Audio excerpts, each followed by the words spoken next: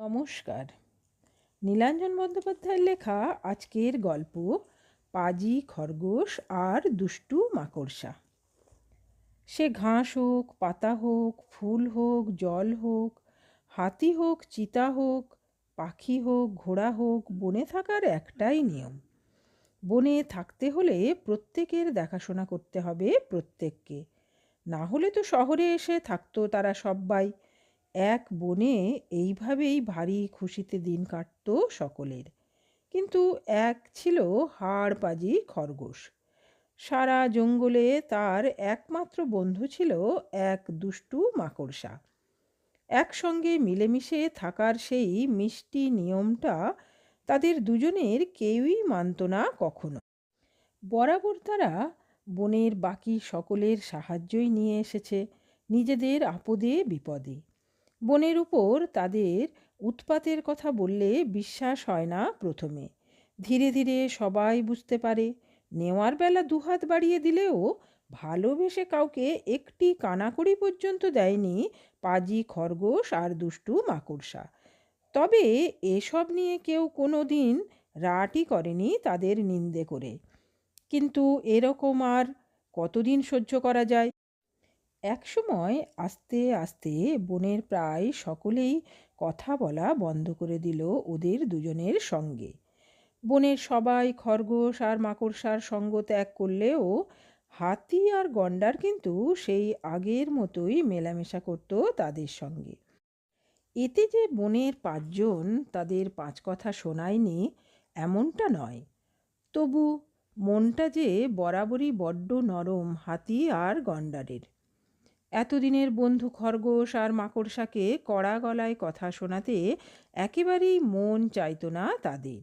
আর এই সুযোগে মাকড়সা আর খরগোশ বনের অতিকায় প্রাণীগুলি, বিশেষত হাতি ও গণ্ডারের থেকে এত কিছু নিয়েছে যা বলে শেষ করা কঠিন। অবশেষে একদিন মুখ খুলল তারাও। মাকড়সা রোজই হাতির পিঠে চেপে আবদার করত এখানে ওখানে তাকে ঘুরিয়ে আনার জন্য। হাতি এতদিন তার কথা শুনেছে, জলে ঝড়ে রে রে রোদ্দুরে। অন্যদিনের মতোই ঝুড়ি বোঝায় আবদার নিয়ে মাকড়সা এভাবেই একদিন টুপ করে এক পাতার থেকে লাফ দিয়ে চেপে বসলো হাতির মাথায়। হাতির চোখ দুটো এত ছোট, মাথার উপর তার দৃষ্টি পৌঁছায় না আমাদের মতোই। মাথার লোম খাড়া করে সে অবশ্য বুঝে বুঝে নিল দুষ্টু মাকড়সাটা এসেছে আবার কোনো নতুন মতলব নিয়ে। মাকড়সা হাতির মাথা থেকে তার সুর বেয়ে নামতে নামতে বলল, আজ কিন্তু আমাকে ঘুরিয়ে আনতে হবে বনের শেষে গোদা সারসের জলার কাছ থেকে। হাতি যেন তৈরিই ছিল মনে মনে। হাঁটু মুড়ে ও সেখানেই বসে পড়ে বলল, আজ আর এক পাও নড়ছি না তোমাদের জন্য। আমাকে দিয়ে এবার থেকে আর কোনো কাজই হবে না তোমাদের। তোমার জন্য কি না করেছি বলো তো? না হলে নিজের কানে কেউ ওভাবে বাসা বানাতে দেয়? এই বলে হাতি তার ঢাউস কানটা মেলে ধরল মাকড়সার দিকে। সত্যি তার সারা কানে এক ঘন আর শক্ত জাল বুনে বাসা বানিয়েছে মাকড়সা। হাতি বেচারা তাই কদিন হলো সেই কানটায় শুনতেও পাচ্ছে না ভালোভাবে। হাতির কথা শুনে লজ্জায় কোথায় লুকোবে এমন একটা মুখ করে দুষ্টু মাকড়সা কিন্তু এর মধ্যেই হাতির কানে তার নিজস্ব বাসায় ঢুকে টুক করে ডিম পেড়ে এলো কয়েকখানা। হাতি বুঝতেও পারল না তার অজান্তেই আবার কি ঘটে যাচ্ছে তার কানের ভেতরে। মাকড়সা কান ছেড়ে ফের শুঁড়ে এসে বসতেই হাতি বলল, এবার আমাদের কিছু না দিলে আর কখনো কথা বলতে এসো না গায়ে পড়ে। তোমার বন্ধু খরগোশকেও বলে দিও এ কথা। মাকড়সা অনেক ধানাই পানাই করে এটা ওটা বলে হাজার চেষ্টা করলো হাতির মন ভোলাতে। হাতি এক পাও নড়ল না তার জায়গা থেকে। অগত্যা মাকড়সা চলে গেল বেশ বিরক্ত হয়েই। অবশ্য যাওয়ার আগে বলে গেল, দেখি হাতি ভাই, তোমার জন্য কি করতে পারি আমি? শুনতে না পাওয়ার ভান করে হাতি এক মস্ত হাই তুলে মড়াত করে শুয়ে পড়ল নরম রোদে, ভিজে মাটির ওপর। এদিকে নদীতে জল খেতে গিয়ে গন্ডারের সঙ্গে দেখা খরগোশের। গন্ডারও পরিষ্কার জানিয়ে দিল, আজ এখানে কাল সেখানে মাটি খুঁড়ে খরগোশের আবদারে তার নিত্য নতুন গর্ত বানিয়ে দিয়ে তার খড়গ ভোঁতা হয়ে গেছে।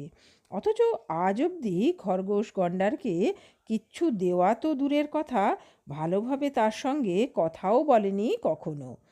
সুতরাং গন্ডারের কোনো উপকার না করলে ভবিষ্যতে আর কোনো দিন যেন গায়ে পড়ে তার সঙ্গে কথা বলতে আসে না খরগোশ। অন্য দিন হলে নিজের পিঠে বসিয়ে খরগোশকে নদী পার করে দিত গন্ডার, কিন্তু সেদিন কিচ্ছুটি না বলে ছলাৎ ছলাৎ করে একরাশ জল ছিটিয়ে নদীর মধ্যে ডুবে গেল গন্ডার। যাওয়ার আগে বলে গেল, তোমার সাঁকড়ের দুষ্টু মাকড়সাকেও বলে দিও যা যা বললাম তোমাকে। অমনি গোঁফ ফুলিয়ে খরগোশ বলল, ওভাবে তুমি রেগে যেও না সোনা গন্ডার, দেখি কি করতে পারি আমি তোমাদের জন্য। সেদিন বিকেলে মাকড়সার বাড়ি গিয়ে হাতির সব কথা শুনল খরগোশ। শুনে টুনে মাকড়সাকে সে বলল, ঠিক আছে, হাতি আর গন্ডারকে খুশি করার দায়িত্ব আমার। শুধু তোমার একটা কাজ করে দেওয়া চাই। আমাকে বুনে দিতে হবে এক মস্ত জাল, বাকি কাজ আমার। কথা না বাড়িয়ে এরপর 10 দিন 10 রাত্রি জেগে মাকড়সা খরগোশকে তার কথা মতো বুনে দিল এক মস্ত জাল। পোকামাকড়, ঝরা পাতা ইত্যাদি বনের কত কিছু যে আটকে পড়ল সেই জালে, তার ইয়ত্তা নেই। সেই জাল খরগোশকে গছিয়ে দিয়ে খুশি মনে এরপর গাছের মগডালে গিয়ে এক ঘুম লাগালো মাকড়সা। 10 দিন 10 রাত্রি জেগে খরগোশ মাকড়সার তৈরি জাল পাকিয়ে পাকিয়ে এক ইয়া লম্বা শক্ত আর মোটা দড়ি বানালো। এরপর বনের সকলেই অবাক হলো মাকড়সা আর খরগোশের এইসব অদ্ভুত কাণ্ড দেখে। খরগোশ সবাইকে বলে বেড়ালো, হাতি ভাই আর সোনা গন্ডারকে দারুণ এক উপহার দেব আমরা, তাই এই সামান্য আয়োজন। খরগোশ আর মাকড়সার এই শুভবুদ্ধির কথা জানতে পেরে খুশি হলো বনের সব্বাই। 10 দিন 10 রাত্রি ধরে পাকানো দড়ির একটা প্রান্ত কষ্টে শিষ্টে টেনে হিঁচড়ে এবার খরগোশ গিয়ে হাজির হলো হাতির বাড়ি। আবার জ্বালাতে এসেছে ধরে নিয়ে প্রথমটায় হাতি বসে রইল মুখ গোমড়া করে। তবে খরগোশের সব কথা শুনে হাতি আহ্লাদে আটখানা। দড়ির প্রান্তটা হাতির হাতে ধরিয়ে খরগোশ বলল, এই নাও হাতি ভাই, তোমার উপহার। দড়ির এই প্রান্তটা ধরে টানতেই থেকো ক্রমশ, মাঝখানে থেমে গেলে চলবে না। টানতে টানতে একটা সময় দড়ির অপর প্রান্তটা চলে আসবে তোমার কাছাকাছি, আর সেই প্রান্তে বাঁধা থাকবে বিশাল আর ভারী কুচকুচে কালো এক সিন্ধুক। তার মাথার দিকটা ছুঁচলো আর ধারালোও একই সঙ্গে। সাবধানে সিন্ধুক খুললেই ভেতরের সব কিছু দেখে তাক লাগবে তোমার। এতদিন চোখ বুজে যা যা তুমি চেয়ে এসেছো মনে মনে, দেখবে সিন্ধুক বোঝাই হয়ে আছে সেই সব জিনিসে। হাতি ভারী খুশি হয়ে খরগোশকে সেদিন পৌঁছে দিয়ে এলো বনের মধ্যে, লাল ঢিপির পাশে তার নতুন আস্তানায়। হাতি চলে যাওয়ার আগে গর্ত থেকে মুখ বাড়িয়ে খরগোশ বলল, অত সম্পত্তির মালিক হলে আবার আমার কথা ভুলে যাবে না তো? মুচকি হেসে হাতি এরপর টানতে শুরু করলো খরগোশের দেওয়া দড়ির প্রান্তটা ধরে।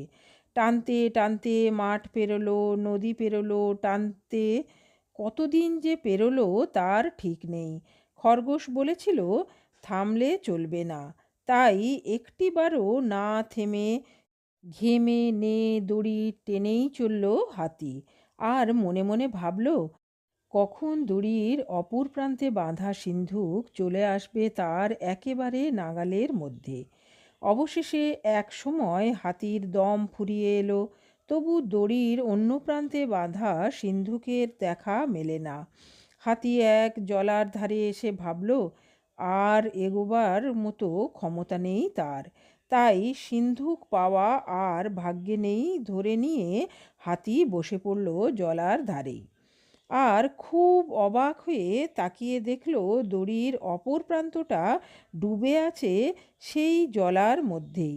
আনন্দে নেচে উঠে হাতি ফের তার হাতের দড়িতে আবার এক হ্যাঁচকা টান দিতেই তাকে আরও অবাক করে দড়ির অপর প্রান্ত সমেত প্রথমে উঠে এলো এক ছুঁচলো মাথা। সিন্ধুক পেয়ে গেছে মনে করে গলা জলে নামতেই হাতি টের পেল সিন্ধুক নয়, দড়ির এক প্রান্তটা ধরে জল থেকে উঠে আসছে সোনা গন্ডার। আসলে হয়েছে কি, দড়ির দুটো প্রান্ত দুজনের হাতে ধরিয়ে পাজি খরগোশ দুজনকেই বলে এসেছে একই কথা, দড়ি টানতে থেকো, দেখবে টানতে টানতে উঠে আসছে এক বিশাল সিন্ধুক। দুষ্টু মাকড়সা আর পাজি খরগোশ আবার ঠকিয়েছে বুঝতে পেরে হাতি বেচারা ডুকরে কেঁদে উঠল জলার ধারে। আর দেখা দেখি সোনা গন্ডারটাও ততক্ষণে উপচে পড়েছে কান্নায়। নমস্কার।